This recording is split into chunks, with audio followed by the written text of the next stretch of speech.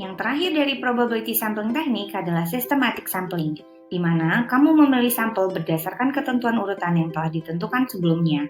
Misalnya, dari 100 orang di populasi, kamu membutuhkan 25 sampel yang diambil dari nomor urut kelipatan 4, yaitu nomor 4, 8, dan seterusnya.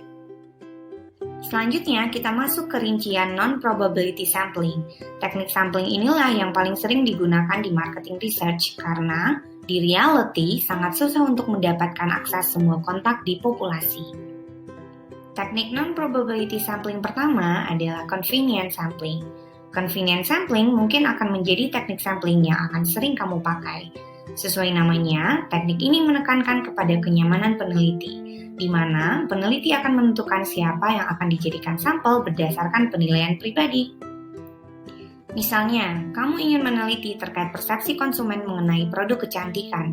Karena berdasarkan pengetahuan yang kamu punya, sebagian besar responden dapat ditemukan di toko kosmetik, maka kamu akan mendatangi toko kosmetik dan menanyai siapapun yang berbelanja di sana. Itu adalah contoh dari convenience sampling.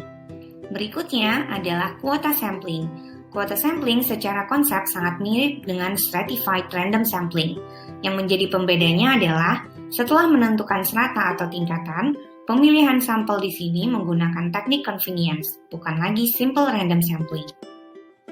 Nah, setelah mengetahui jumlah sampel yang dibutuhkan, maka saatnya ke tahapan pengumpulan data.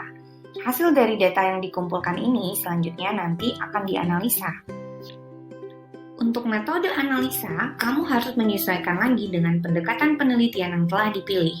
Jika kamu menggunakan exploratory, maka analisanya menggunakan pendekatan kualitatif, di mana data yang kamu temukan diinterpretasikan secara dalam, seperti menulis cerita.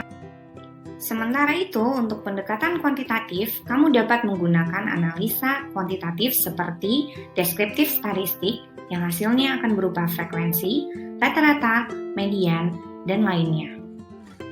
Di akhir, hasil analisa inilah yang nantinya harus kamu interpretasikan sebagai bahan keputusan marketing.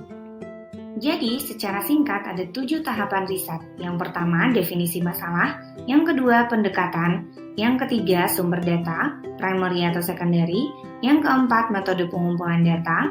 Yang kelima, sampling teknik. Keenam, data collection. Dan yang terakhir, analisa data.